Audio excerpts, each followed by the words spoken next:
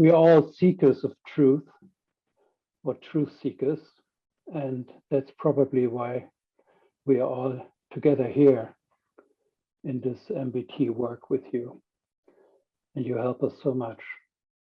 So although there are surely individual differences as to definitions, what we are looking for, but to me it means seeking truth means that we are trying to find out and know what the truth of our existence really is. Now, with the MBT model, you explained us that we are living in a virtual reality. So to really understand at a being level what it means to be in a virtual reality brings me to the brink of understanding, of course, that I am not real in that sense. But what is real? What is the truth? So you give a whole lot of answers with MBT, but the way I understand it, and please correct me if I missed the point, but we as human life forms can only be aware of the experience of truth rather than the truth itself. So everything that is revealed to us is revealed through our awareness within consciousness and our experience of it. Now, truth in a sense meaningful to us as humans ends where and when our awareness as avatars end and our experience package merges back into consciousness. In trying to figure out the nature of what I look for as truth, I come to the conclusion that it might be something like a form of energized information with a strong inert coherence, a formless structure, something that has a strong pull to reduce entropy. Love is one word for it, and we both commonly use it in this context, and it probably manifests more in our heart chakra than in our physical brain. But are we really looking for love when we are seeking the truth? Is there anything at all that could reveal itself as being the truth? Or is truth only an experience attached to awareness? And what are the qualities that could define truth? What causes this gravitational pull of aware consciousness towards it? Is it just an ego that seeks an experience of truth? Or is truth something fundamental, meaning source?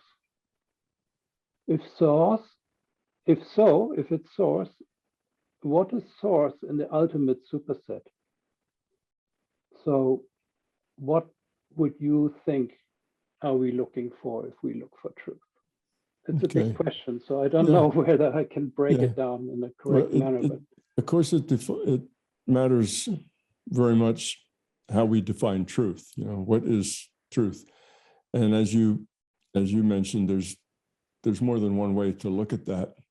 And one way is when we say that consciousness is fundamental. By fundamental, that means it's at the bottom. It's at the basement. It's at the bottom layer. You know, it's at the source layer. Everything then evolves from consciousness. So consciousness then is, you might say, is the one truth. If we're defining truth that way, then we say that consciousness is the root, and consciousness just is awareness with a choice. It's just that simple, awareness with a choice. And the fact that we have that is really the core of us. It's what and who we are. And you talk about the avatars and the limitation of the avatars and what the avatar can know and what the avatar can only know what it experiences. Basically, the avatar doesn't experience anything. The avatar doesn't exist. It's rendered. You know, it's data in a data stream. It's ones and zeros. It's been computed based upon a rule set.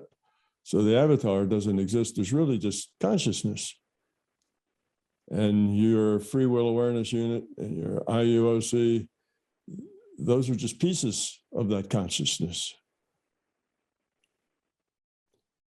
The virtual reality that we call our physical universe is a piece of that consciousness. It's a construct made within that consciousness. And those humans are painted there, calculated there as a result of evolution in that construct, which then we'd say physical evolution. And they don't really have experience. It's the consciousness that has all the experience. It's the consciousness that has all the memory. It's the consciousness that makes all the choices. The construct that we call physical reality and physical humans, those are just constructs that help define interesting choices. It's a construct called a virtual reality that creates interactions that manufactures meaningful choices. So it's an entropy reduction trainer, so to speak. So if we look at existence that way, Michael, then we see that the fundamental truth is that consciousness exists, and that consciousness is fundamental. And that is what is true. And everything else is a derivative of that. And everything else that is meaningful derives itself back through that chain to that consciousness and that awareness. And that's the way I would approach what you're looking at. So if we call truth, what's at the core, what's at the bottom, and that's how we're going to define truth. What's the bottom layer? Then the answer is consciousness. Because there's lots of ways you could define truth, but I kind of agree with the way you're looking at it. What's the bottom layer? What's the reason why that it is the way it is? And that's because consciousness is the way it is. It's aware and it makes choices, and it evolves by lowering its entropy because it's all about information. Because when you are awareness with a choice, awareness means aware of something. Awareness means aware of X. Well, that's information. X is information. You're aware of how cold it is, how hot it is, how heavy it is, how sticky it is. And all of that is just information. So awareness is an information system. And making choices is also information.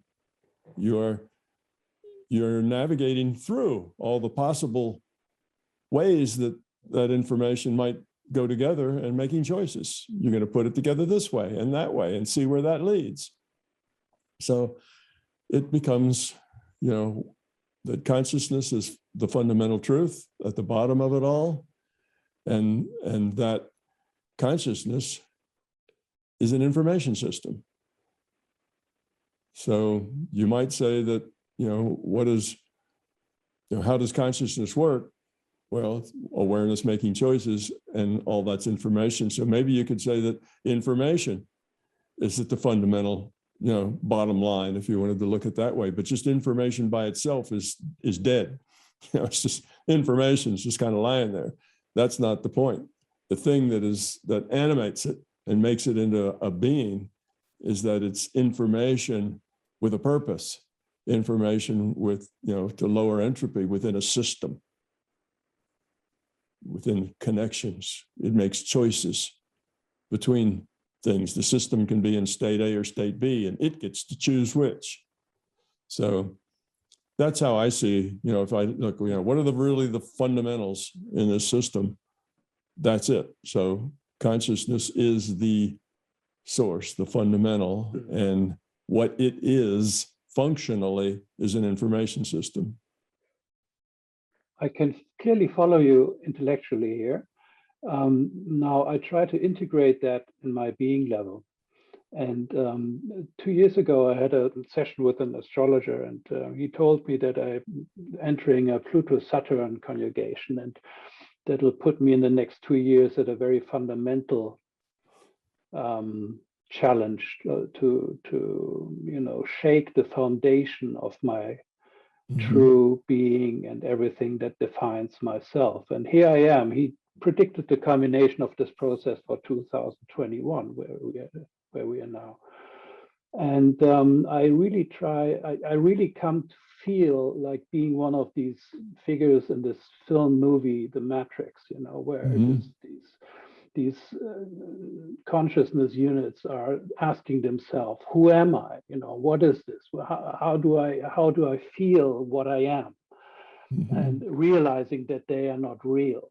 And that is so profound as an experience, to really absorb that at the being level. I entered Tom's Park and I went up to the room and had a LCS query lying in your wonderful lounge chairs there. And I got a picture where I asked the same question: what is truth? What is the ultimate foundation? And I got a vision of a structure, and it was a multifaceted structure, a formless something, but still a structure. And I came to realize it was information. And this information was just consisting of a huge network of connections, and it had no body, but and it was no form, but it was still a form. And so, to get an understanding that everything you are is just a part of that is so profoundly shaking me up that, this question is working me very deeply. Yes. Well, it's hard to make that transition from a material viewpoint, to a viewpoint of being information. And a lot of people stumble a lot in that process, and their habits keep pulling them back into the physical materialist viewpoint. But I find it very consistent, very easy, very elegant to see myself as experience, as consciousness, a piece of consciousness experiencing. And this is my experience. And I'm getting experience right now in this virtual reality, because that's really a nifty place where there's a lot of challenges. So I'm having this experience. But what am I? What is this experience? This experience is just information. And this information gives me choices. And my choices are also information. But they rearrange my experience. Every time I make a choice, all the possibilities for future choices change. I got a whole new set of possibilities. Every time I make a choice, some possibilities go away, other possibilities occur. So I'm in this situation where my point is to make choices, and by those choices, evolve the quality of my consciousness. And there is nothing more real than information. Information, you get and I mean real in the normal sense that we talk about, this is real or this is fake. There's nothing more real than information. So I get a data stream that defines this reality, and that data stream defines my reality to me. This physical universe is where I live. It's my reality. I get another data stream off in some out of body or in the park, and that's my reality. And I get a data stream just because I'm making it myself in my imagination, and that's my reality. And the point is that none of those realities are any more fundamental than any of the others. It's not like these are the fake realities and these are the real ones. They're all just information. It doesn't get any more real than that. And what's important isn't the information itself, but the choices I make in this information field of potentiality and possibility. That's the key, is the choices I make. And by those choices, I change who I am. I change me. I make a choice. I'm not the same me anymore. I become a different person, a different entity as I make choices. My entity is evolving. And we know that because the whole system must evolve toward lower entropy, otherwise we end up with chaos and randomness, then I am evolving toward lower entropy, toward becoming love, toward cooperation and caring and that sort of thing. That is the way we're going. When we think of ourselves as an interacting social system, then the end point is caring for each other, cooperating with each other. If we think of ourselves as just a piece of consciousness, then the end point is lowering our entropy in that consciousness as much as possible. So I have no problem with seeing myself as experience. My world, my reality is my experience. And one of the neat things about that is then you realize that everybody lives in their own reality. That your reality and my reality are not the same. They're not the same. We each live in our own personal reality, and we create it by the choices we make, and we create it by the attitudes we have, and we create it by the beliefs that we have. And you can't say that, oh, my reality is the real reality and your reality is a fake one. No, they're all equally valid. Your reality is your experience. It's what your experience shows you have. So when you get that data stream and you translate it, you interpret it in terms of your past experiences, because you can't interpret it in terms of anything else, well, you have a limited set of past experiences. Oh, limited interpretation. You have a limited facility with language, a limited ability to express an interpretation. And you take that data and you express it based on your own interpretation, and that is your reality, your interpretation of the data. It's not the data, it's your interpretation of the data is your personal reality. And my interpretation of the data I get is my personal reality. And because we're in a multiplayer game, okay, we can interact with each other. You can do things that affect me, I do things that affect you. We have to deal with each other. And that's so, but yes, we share some parts of that reality. We both agree that, we're on Zoom and we're looking at a monitor and, there's some things we'll all agree on. But that's not the reality. There's just a certain amount of commonality between us because we're in a multiplayer game. That's why it appears that there is the reality or a reality that we're in. But that's not the case. It's just us, pieces of consciousness, information, and choices. And you can be in a single player game or a multiplayer game. Makes no difference. Your reality, my reality, everybody's reality, all equally true for each of us. And there is no official reality, out there with a big flag flying from it, that's the real reality. There is no real reality. This reality is just in the minds of the players. There isn't any outside reality that we're mimicking. There's only what's in our own head. It's just collectively, when we're in a multiplayer game, there's consistency between our realities because it's a multiplayer game. I see what you're doing and you see what I'm doing. So that's the way it boils down. But I find that to be very elegant and very good as far as explaining what I see in the world. The way I see reality and the things that happen in my reality fit that model really, really well. And we're seeing it now in what politics and other things where we have, a nation of people and half the nation lives in one reality and the other half the nation lives in a different reality. And that's becoming more obvious to us that reality is inside the individual's head, not something that you can point out as an exterior thing in itself. It doesn't exist in itself. So I don't know if that helps or not, but to me, that's an elegant solution to understanding who I am, where I'm going, and how I interact with everybody else. Thank you, Tom. And most importantly, I think it helps all of us to integrate that into our being level, this understanding. And I think that's important. This transformation is so important. Thank you very much. Thank you.